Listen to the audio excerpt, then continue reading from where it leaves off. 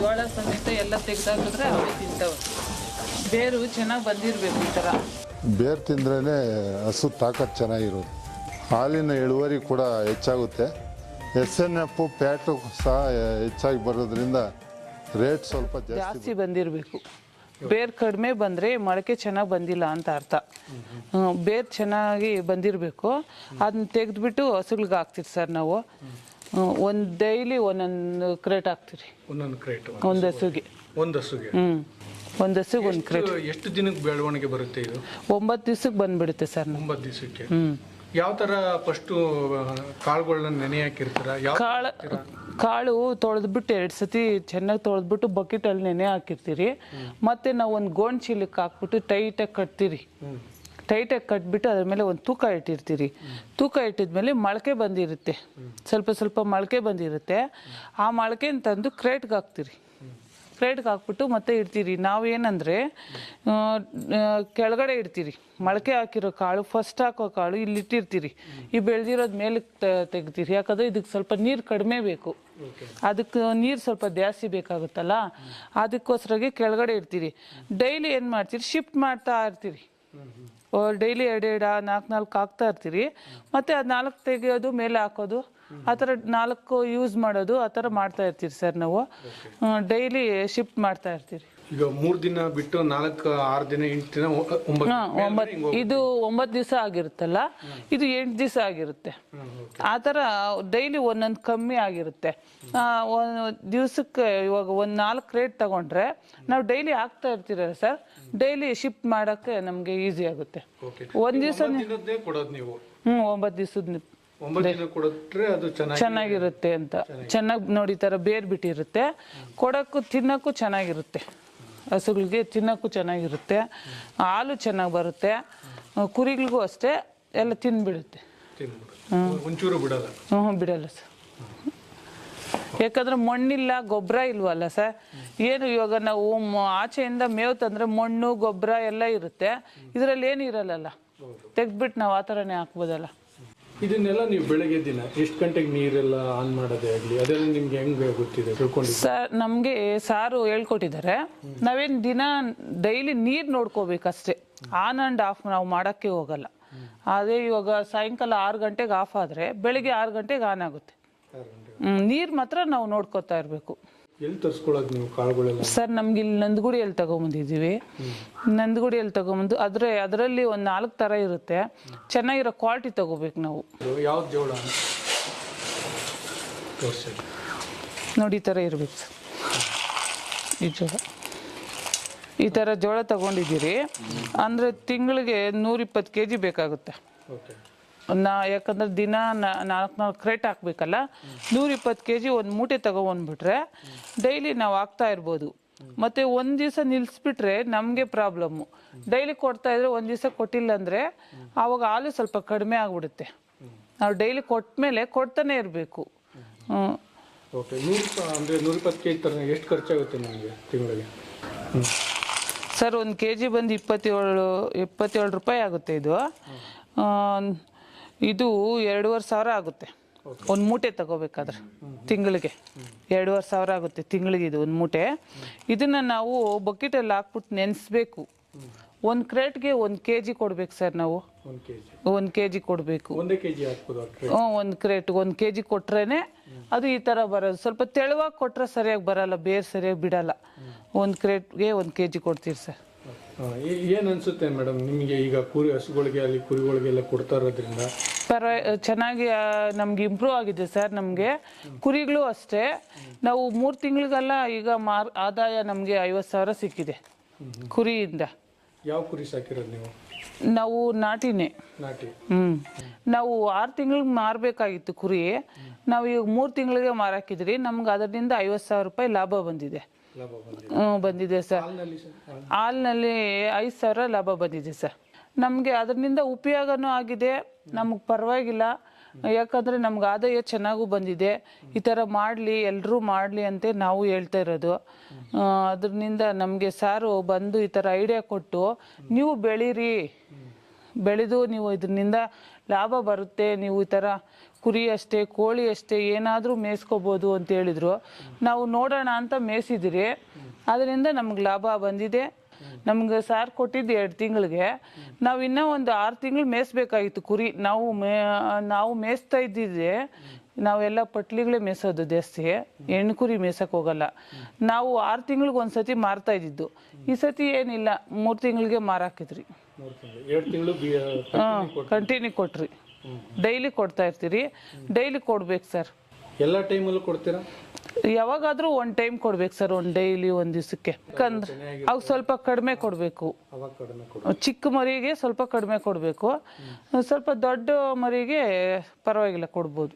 ಹಸಿನಲ್ಲಿ ಈ ಗರ್ಭಕೋಶ ಅದು ಇದು ಪ್ರಾಬ್ಲಮ್ ಚೆನ್ನಾಗಿ ಸೆಟ್ ಆಗುತ್ತೆ. ಹಸುಗಳು ಸ್ವಲ್ಪ ಡೀಲ್ ಆಗಿರುತ್ತಲ್ಲ, ಈ ಮೇವು ತಿಂದ ಮೇಲೆ ಸ್ವಲ್ಪ ಇಂಪ್ರೂವ್ ಆಗುತ್ತೆ ಸರ್, ಚೆನ್ನಾಗಿ ಬರುತ್ತೆ.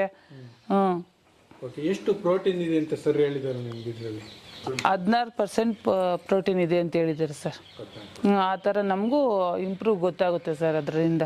ನಿಮ್ಮನ್ನ ನೋಡಿ ಯಾರು ರೈತರುಗಳು ಇಲ್ಲಿ ಅಕ್ಕಪಕ್ಕ ಕೇಳಿದಾರ ಏನು ಈ ಥರ ಮಾಡಿ? ಕೇಳಿದ್ದಾರೆ ಸರ್, ಎಲ್ಲ ಬಂದು ನೋಡ್ಕೊಂಡು ಹೋಗಿದ್ದಾರೆ. ನಮಗೂ ಬೇಕು ಅಂತ ಹೇಳಿದ್ದಾರೆ, ತರಿಸ್ಕೊಡ್ಬೇಕು. ಯಾರು ಫ್ರೀ ಇದ್ದಾಗ ಅವರು ಕೊಡ್ತೀವಿ ನಾವು. ಸಾಯಂಕಾಲ ಟೈಮ್ ಡೈಲಿ ಕೊಡ್ತಾ ಇದ್ದೀವಿ. ಸಾಯಂಕಾಲ ಜೋಳ ಇದು ಮೊಳಕೆ ಹಾಕ್ತಿರಿ, ಬೆಳಿಗ್ಗೆ ಇದು ಖಾಲಿ ಆಗಿದ್ದು ಬೆಳಗ್ಗೆ ಕ್ರೇಟ್ ಲೋಡ್ ಮಾಡ್ತೀವಿ ತಿರುಗಿ. ಇವಾಗ ಸಾಯಂಕಾಲ ಖಾಲಿ ಆಗ್ತದೆ, ಬೆಳಗ್ಗೆ ಮೊಳಕೆ ಹಾಕ್ತಾ ಇರ್ತೀವಿ, ಹಂಗೆ ರೊಟೇಷನ್ ಆಗ್ತಾ ಇರ್ತೀವಿ. ನಿಮಗೆ ಎಷ್ಟು ಜಮೀನಿದೆ? ನಮಗೀಗ ಒಂದು 4 ಎಕರೆ ಜಮೀನಿದೆ. ಅಂದರೆ ಬೆಳಿತೀರಾ?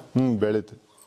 ಏನೇನು ಬೆಳಿತೀರಾ? ನಾವು ಸೀಮೆ ಹುಲ್ಲು ಅಂತ ಬೆಳಿತೀವಿ, ಜೋಳದ ಕಡ್ಡಿ ಬೆಳ್ಕೊಂತೀವಿ, ರೇಷ್ಮೆ ಕಡ್ಡಿ ಇದೆ, ರೇಷ್ಮೆ ಬೆಳೆಯೋದು. ರೇಷ್ಮೆ ಕಂಪ್ನಿಯವರು ನಮ್ಗೆ ಸ್ವಲ್ಪ ಹೆಲ್ಪ್ ಮಾಡಿದ್ದಾರೆ, ಅವ್ರಿಗೆ ಸ್ವಲ್ಪ ಅನುಕೂಲ ಮಾಡಿಕೊಟ್ಟಿರೋದ್ರಿಂದ ಅವ್ರ ಕೃತಜ್ಞತೆ ಹೇಳಕ್ಕೆ ಇಷ್ಟಪಡ್ತೀವಿ ನಾವು. ಇದುವರೆಗೆ 2 ತಿಂಗಳಿಂದ ಮಾಡ್ತಾ ಇದ್ದೀರಾ, ಎಷ್ಟು ಖುಷಿ ಇದೆ. ಇದನ್ನ ಇನ್ನೂ ದೊಡ್ಡದು ಮಾಡಬೇಕು ಅಂದ್ಕೊಂಡಿದ್ದೀರಾ? ಇನ್ನು ಹಸುಗಳು ಹೆಚ್ಚಿಗೆ ಮಾಡಬೇಕು ಅಂದ್ಕೊಂಡಿದ್ದೀರಾ? ಆಡು ಸಾಕಾಣಿಕೆ ಇನ್ನೂ ಜಾಸ್ತಿ ಮಾಡಬೇಕು ಅಂದ್ಕೊಂಡು, ಯಾಕೆಂದರೆ ನಿಮ್ಗೆ ಆದಾಯ ಬರ್ತಿದೆ ಅಂತ ಅನಿಸ್ತಿದೆ. ನಾವು ಕುರಿ ಸಾಕಾಣಿಕೆ ಈಗ ಒಂದು 15 ಕುರಿ ಸಾಕ್ತಾ ಇದ್ವಿ. ನೆಕ್ಸ್ಟ್ 30 ಕುರಿ ಸಾಕಬೇಕು ಅನ್ನೋ ಒಂದು ಉದ್ದೇಶ ಇದೆ. ಹೆಚ್ಚಾಗಿ ಮಾಡಿದಾಗ ಇಂಥ ಸಿಸ್ಟಮ್ ಇನ್ನೊಂದು ಬೇಕು ಅನ್ನೋ ಒಂದು ಉದ್ದೇಶನ ನಾವು ಇಟ್ಕೊಂಡಿದ್ದೀವಿ.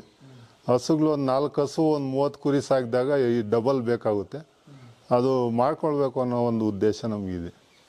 ನಮಗೆ ಈ ಹೈಡ್ರೋ ಗ್ರೀನ್ ಅವರು ಕೊಟ್ಟಿರೋದರಿಂದ ಅವರು ಇವತ್ತು ಬಂದು ನೋಡಿ ಒಂದು ವಿಡಿಯೋ ಶೂಟ್ ಮಾಡ್ತಾ ಇದ್ದಾರೆ. ನೀವು ಏನಾದರೂ ನಮ್ಮ ಬಗ್ಗೆ ತಪ್ಪು ತಿಳ್ಕೊಳೋದು ಹಿಂಗಿದ್ರೆ ನಮ್ಮ ಮನೆ ಹತ್ರ ಬಂದು ನೋಡ್ಬೋದು. ನಾವು ಅವರು ಹೇಳಿದ ಥರ ಮಾಡಿ ನಾವು ಉಪಯೋಗ ಪಡ್ಕೊಂಡು ಅದರಿಂದ ಲಾಭ ಸಂಪಾದನೆ ಮಾಡ್ಕೊಂಡಿರೋದ್ರಿಂದ ನಾವು ಹೇಳ್ತಾ ಇರೋದು. ನೀವು ಬಂದು ನಮ್ಮ ಮನೆ ಹತ್ರ ನೋಡಿ, ಯಾಕಂದರೆ ಆಮೇಲೆ ನೀವು ತಗೊಂಬೋದು ನೀವೇ ಬಂದ್ಬಿಟ್ಟು ಆ ಥರ ಒಂದು ನೀವು ಉಪಯೋಗ ಮಾಡ್ಕೊಂಡಿಲ್ಲ ಅಂತ ಹೇಳ್ಬಿಟ್ಟು ನಾವು ಹೇಳೋಕ್ಕೆ ಇಷ್ಟಪಡ್ತೀವಿ.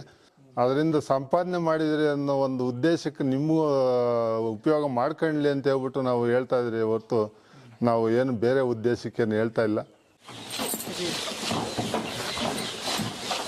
ಈ ಥರ ತೆಗೆದು ಹಾಕ್ಬೇಕು ಸರ್. ನಾವು ತೆಗೆದ್ಬಿಟ್ಟು ನೋಡಿ, ಈ ಥರ ಬೇರು ಸಮೇತ ಜೋಳ ಸಮೇತ ಎಲ್ಲ ತೆಗೆದು ಹಾಕಿದ್ರೆ ಅವೇ ತಿಂತಾವೆ. ಬೇರು ಚೆನ್ನಾಗಿ ಬಂದಿರಬೇಕು. ಈ ಥರ ಎಷ್ಟು ಕೊಡ್ತೀರಾ ಮೇಡಮ್? ಎಲ್ಲಕ್ಕೂ ಒಂದೇ ಹಿಂಗೆ ಗುಂಪಲ್ಲಿ ಹಾಕ್ಬಿಟ್ರೆ ಓಕೆ, ಶಾರ್ಟೇಜ್ ಏನು ಬರಲ್ಲ. ಎರಡು ಕಡೆ ತೊಟ್ಟಿ ಇದೆ, 2 ಕಡೆ ಸ್ವಲ್ಪ ಹಾಕ್ಬಿಟ್ರೆ ಅವು ಪಾಡ್ಕ ತಿನ್ಕೊಳ್ತಾ ಇರ್ತವೆ.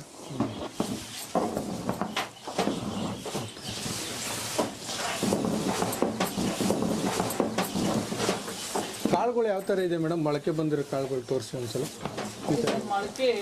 ಯಾವ ತಿನ್ನುತ್ತೆ? ಮೇವು ಕಾಳುಗಳು ಜಾಸ್ತಿ ತಿನ್ನುತ್ತಾ, ಹಸಿರು ಜಾಸ್ತಿ ತಿನ್ನುತ್ತಾ?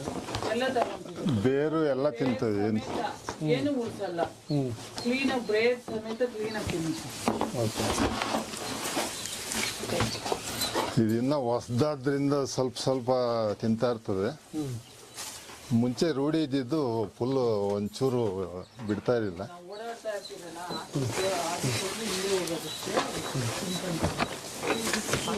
ಎಷ್ಟು ಕುರಿಗಳಿವೆ ಸರ್ ಇವಾಗ ಇಲ್ಲಿ? 15 ಇದೆ. 15 ಇದೆ. ಹಾಂ, ನಾವು 30 ಸಾಕಬೇಕು ಐತೆ ಜಾಗ, ಈಗ 15 ಇದೆ.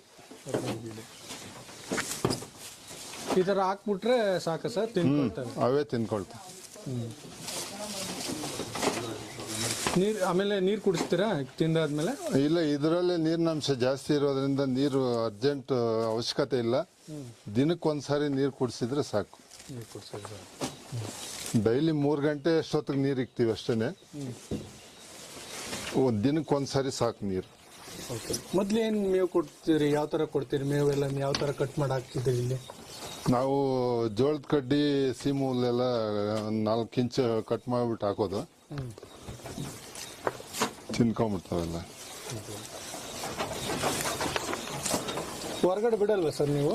ಹೊರಗಡೆ ತೊಳಿಬೇಕಾದ್ರೆ ಮಾತ್ರ ಬಿಡೋದು ಸರ್, ಯಾವಾಗ ಬಿಡಲ್ಲ. 15 ದಿವಸಕ್ಕೊಂದ್ಸರಿ ತೊಳಿತೀವಿ, ಆವಾಗ ಮಾತ್ರ ಬಿಡೋದು ಅಷ್ಟೇ. ಯಾವ ಟೈಮಲ್ಲಿ ಮಾರ್ತೀರಾ ನೀವು ಮೇಕೆಗಳೆಲ್ಲ?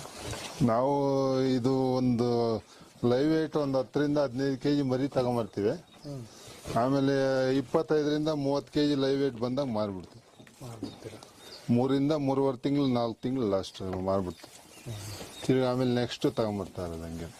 ಈಗ ನೀವು ಮೊದಲು ಕೊಡೋಕ್ಕೂ ಈಗ ಕುರಿಗಳು ಒಳ್ಳೆ ಚೆನ್ನಾಗಿ ಬೆಳವಣಿಗೆ ಆಗಿ ಮಾರ್ತಾ ಇದ್ದೀರಾ? ಮೊನ್ನೆ ಮಾರಿದ್ದು ಲೈವ್ ವೇಟ್ ಒಂದು 30 kg ಬರ್ತಾ ಇತ್ತು, 11,000 ಹಂಗೆ ಮಾರಿದ್ವಿ. ಓಕೆ. ಇದು ಒಂದು ಕ್ರೇಟು ಮುಗೀತದೆ ಸರ್? ಒಂದು ಕ್ರೇಟು ಇವಾಗ ಹಾಕ್ತಿವಿ. ತಿರ್ಗಿ ಸಾಯಂಕಾಲ ಒಂದು ಕ್ರೇಟ್ ಹಾಕ್ಬಿಡ್ತೀವಿ. ಬರೀ ಕಾಳು ಮೊಳಕೆ ಹಾಕ್ಬಿಟ್ಟು ಮೊಳಕೆ ಹೊಡೆದ್ಮೇಲೆ ಕ್ರೇಟ್ಗೆ ಹಾಕ್ಬಿಟ್ಟು ಇಕ್ಬಿಡೋದು.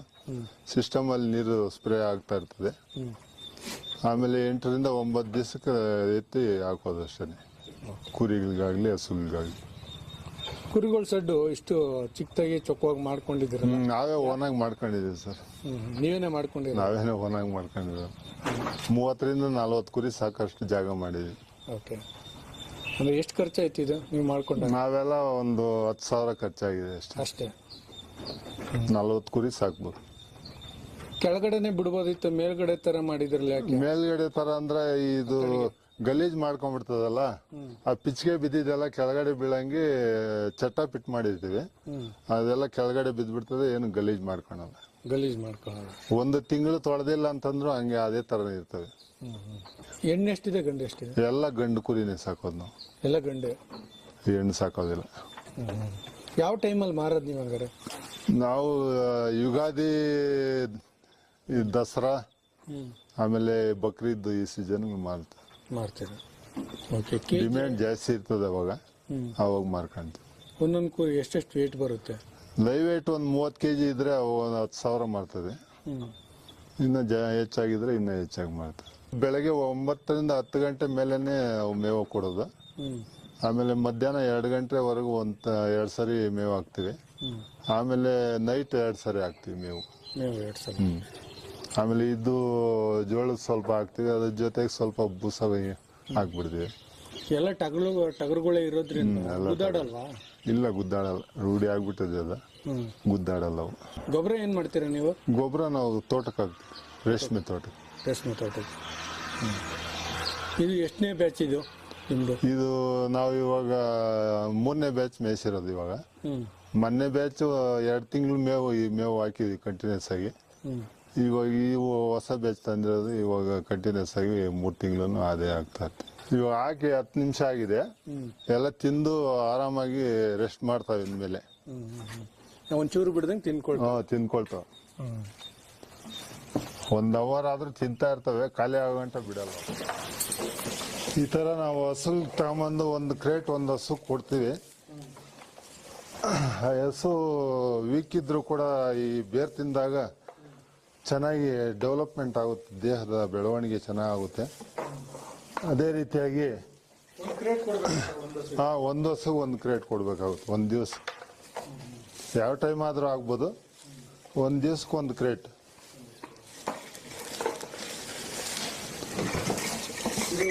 ಎಷ್ಟು ಹಾಲು ಕೊಡ್ತಿದೆ? ಇದು ಟೈಮ್ಗೆ 10 ಲೀಟರ್ ಹಾಲು ಕೊಡ್ತಾ ಇತ್ತು. ಈಗ ಫಲಾಗಿದೆ, ಹಾಲು ನಿಲ್ಸಿದ್ದೀವಿ. ಇವಾಗ ನೆಕ್ಸ್ಟ್ ಕರು ಹಾಕಿದ್ಮೇಲೆ ಇನ್ನ ಹೆಚ್ಚಾಗಿ ಕೊಡ್ತದೆ ಹಾಲು.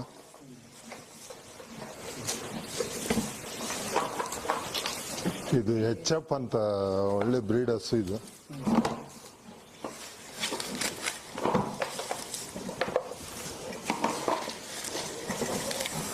ನೀವು ಈ ಹಸು ತಂದು ಎಷ್ಟು ವರ್ಷ ಆಗಿದೆ ಸರ್? ಮನೇಲಿ ಹುಟ್ಟಿದೆ ಸರ್ ಇದು. ಮನೆಯಲ್ಲಿ? 1 ಸರಿ ಕರು ಹಾಕಿ ಕರೆದಿದ್ದೀವಿ. ಈಗ ಹಾಲು ನಿಲ್ಸಿದ್ದೀವಿ. ಇವಾಗ ಇನ್ನೊಂದು ತಿಂಗಳು ಕರು ಹಾಕುತ್ತೆ. ಕ್ರೇಟ್ಗೆ ಹಾಕ್ದಾಗ ಈ ಶೇಪಲ್ಲಿ ಇರುತ್ತೆ ಈ ಥರ ಹಾಂ ಇದು ಫುಲ್ ಬೇರ್ ಇದು ಬೇರೆ ಈ ಬೇರಲ್ಲೇ ಸರ್ ಪ್ರೋಟೀನ್ ಜಾಸ್ತಿ ಇದ್ರಲ್ಲಿ ಬೇರಲ್ಲೇ ಜಾಸ್ತಿ ಪ್ರೋಟೀನ್ ಅಂಶ ಇರೋದು ಇದು ಬೇರಿದು ಇದರಲ್ಲೇ ಪ್ರೋಟೀನ್ ಅಂಶ ಜಾಸ್ತಿ ಇರೋದು ಬೇರ್ ತಿಂದ್ರೇನೆ ಹಸು ತಾಕತ್ ಚೆನ್ನಾಗಿರೋದು